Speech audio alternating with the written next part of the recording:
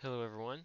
Today I am doing another uh, explanation slash tutorial on the tabletop simulator game known as Complex Crashers, and you can find it inside the Steam Workshop. Download it for yourself and check it out for your own. Today I'm going to go over the basics to slightly advanced steps of being the complex manager. So only one person can be it, of course, and you're basically the 1v4 situation. You are the one, and it is your job to dismantle the four. So at the start of the game, all four of the operatives will get to choose items, cards, trainings, and everything that they want to pick. In that time, you have to pick between your defenders and your reactors. Your reactors being these six. So you can pick whatever you want. You can go through each of these piles and pick whatever one. So each pile has three different units for the same section. So this section here can only be one of these three, either the map, the steel stingers, or the panther turret. And they can only be in this section. You also have to pick three reactors to start with, being from these six, being the stealth, war, factory, tech, shielding, and backup. You can choose them to be in any order that you like. You may choose to have them in any order that you like, and just whatever way you feel works. And obviously set your health to 6 if you're first to war, or 5 if your first is anything but a war reactor. Then you have the choice of picking your different units. So you can switch out captains for Gamma Squad or Ideologue or such and such. So once you've picked everything and once you've picked things that you like the idea of at the start, and the operatives have picked everything they have and they have flipped all their little ready tokens, you can then look at the operatives.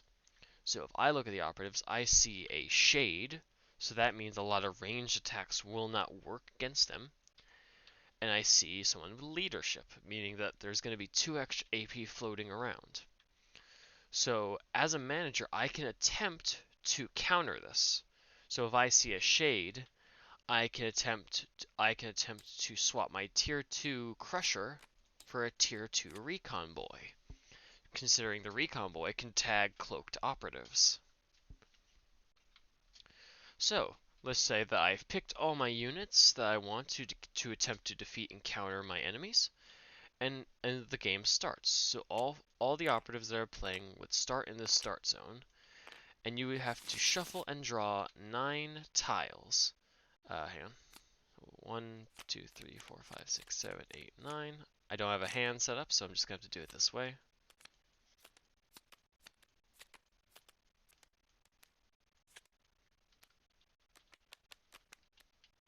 And I get the reactor. So at the start of the game, you have to place down a region in each of these 4 adjacent regions that they are first revealing. So if I want to do this, I can just simply do it this way. Okay, and each region that they reveal, I gain a charge. So because I start with 0 and I revealed 4, I gain 4 charges.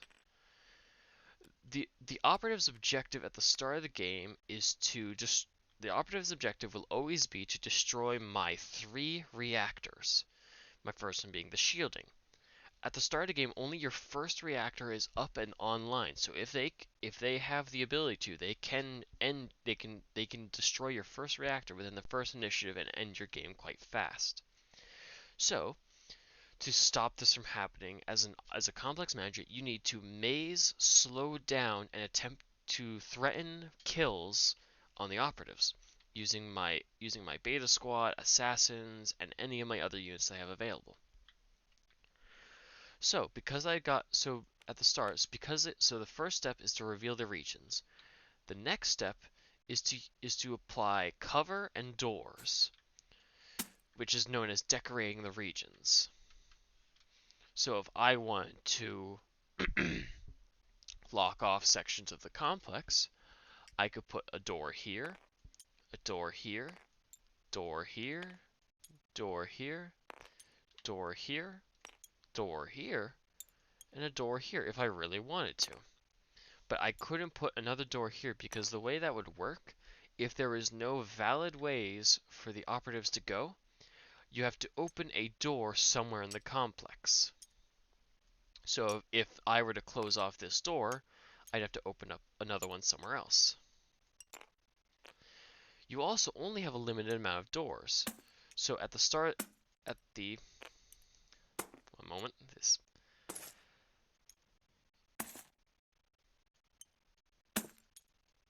there you go. The complex manager only has access to 12 doors, 6 normal blast doors and 6 pillared blast doors, which pillared blast doors have to be on pillars and walls, and normal blast doors are on the empty walls. So now that I've decorated all the regions I wish, I can now spend reactor charges and things to open up the area more. So in this case, I want to spend 1 charge to stage my assassins. Staging is essentially prepping units to be spawned. And I only need to spend 1 because, as you can see, the gear icon on assassin, there's only 1 gear, like phase gate has 2 gears. Assassin is tier 1. Tier 1 requires 1 charge. So once I've declared that I'm staging them, I put a token on their card. Now if I want to, I can spend a charge to spawn them. I spawn the amount equal to the yellow lines in the top right, in the bottom left corners. So I can only spawn 1 assassin, which I can just Control C, Control V, and spawn them in wherever I want. But that doesn't sound right if I can just spawn them in wherever I want. Take this for example. If an operative was to move here and I would reveal this new region, which would still be this door, I would gain 1 charge for this new revealed region, and I could only spawn units in the room they discover. So if I really wanted, I could have left both of these sections open and had it like this. So I could get 2 charges, 1 for each of these regions, and if I wanted to, I could spawn assassins in either of these rooms. But only the rooms that are revealed at the time of deployment on the operative's initiative. Once that is done, and if I want to, say, stage recon boys, I just spend 2 charges and place a token on recon boy and state that I'm doing it. So let's say we get a bit farther into the game and they discover your reactor 1. So if you have no other reactors online, if they destroy this reactor, they will win the game. And because of the new rules, you can place the reactor early and still have cards in your hand. Once you run out of these 3 cards, you will then have to draw another 5 region tiles. Yep, that's 5. Another 5 region tiles, and then Tech Tier 2. So they will discover 5 more regions to get to Tech Tier 2. To stop them from being able to destroy your first reactor and end the game quickly, if they can end their initiative with your luck, and you have at minimum 1 charge on your reactor, you will gain 2. So the way that will work when they end their initiative is on your initiative, you gain 5 AP on each of your AP trackers, and you gain 2 reactor charges on all online undamaged / unbattered reactors. If it's a battered or damaged reactor, you only gain 1 charge, and you can only have up to 2 charges maximum per damaged reactor. So because I was on 1, I gained 2, and to reinvigorate my second reactor, I spend 3 charges and declare I've reactivated my second reactor, put the health total up, and now on every initiative I will gain 2 charges on this reactor as long as it is undamaged or unbattered. And let's say the game goes even farther and I want to stage the powerful Titan Titan robot mechanical unit that is unique. It's a tier 3, so obviously I should be able to. I should just need to stage Steel Rippers for 1, Panther Turrets for 2, and Titan for 3, and then spend another 3 to stage to deploy a Titan. It's correct, but incorrect at the same time. Oops, shit, my bad. To do this, I would need to stage the middle line as well. So to stage Steel Rippers, you basically need the prerequisite of the tier 1, which you always start with a tier 1 basic, so you can go right to tier 1 mechanical. To get to tier 2 mechanical, I need to research or stage tier 2 basic, being the recon boy. So now that I have these two staged, I can now stage a Panther turret. To stage the Titan, I need my tier 2 mechanical stage, and I need my tier 3 basic stage. So in this case, I will need to have staged my Captain and Panther turret. To then stage the Titan, and then spawn and then spend another 3 charges based on it being a tier 3 unit, or a tech tier 3 unit, to then spawn it somewhere on the map. You can only spawn units in certain locations unless they have a tag of unless they have a tag of deploy anywhere.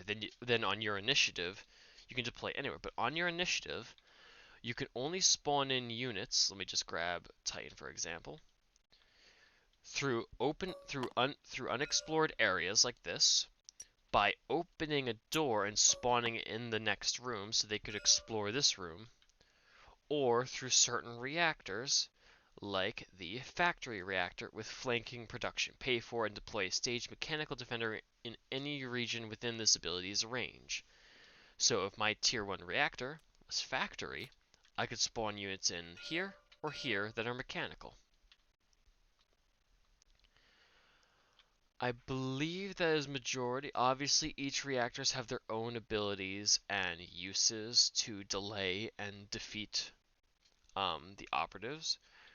But at the very minimum, at the start of the game, your goal is to survive to your initiative, either deploy units and try to kill operatives fast to cripple them, or to get your second reactor online so you can actually have a fighting chance in the long run.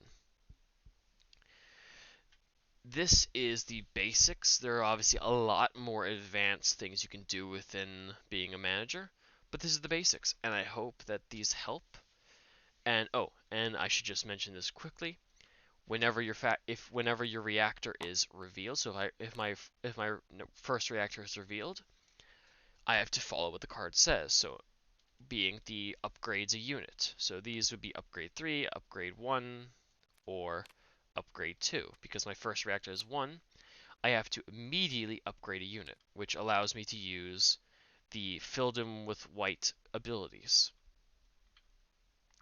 So all I have to do is when it's revealed is just simply do this, pick up the token from the bag, place it on a unit, and now those the filled in with white redeploy and auto target abilities are now available to my use with the Panther turret, but only with the Panther turret.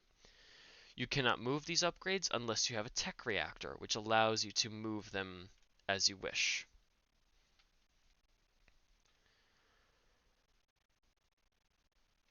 And that is pretty much it, I have to say. Once they discover tech tier 2, you then pull another 5 and tech and reactor 2.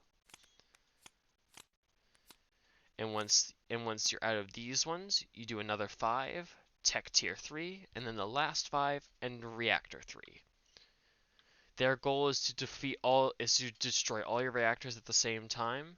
If one of your reactors, say if you had all 3 reactors online, and they were to destroy your second reactor, you would have to spend half of 3 rounded up, so it would be 2 charges to bring your tech reactor from to the battered state. The only way a reactor goes to the battered state is when this first 5 health is defeated. It flips, gains another 5 health and the 8 armor. Loses however many upgrades. So this says upgrades 1, but it still upgrades 1. Oh, that's because it's a shielding render, my bad. So upgrades 2 turns to upgrades 1, where in this case upgrades 1 goes to upgrades none. And the max you could have is only 2, so I'd only gain 1 charge of my initiative with a damaged reactor.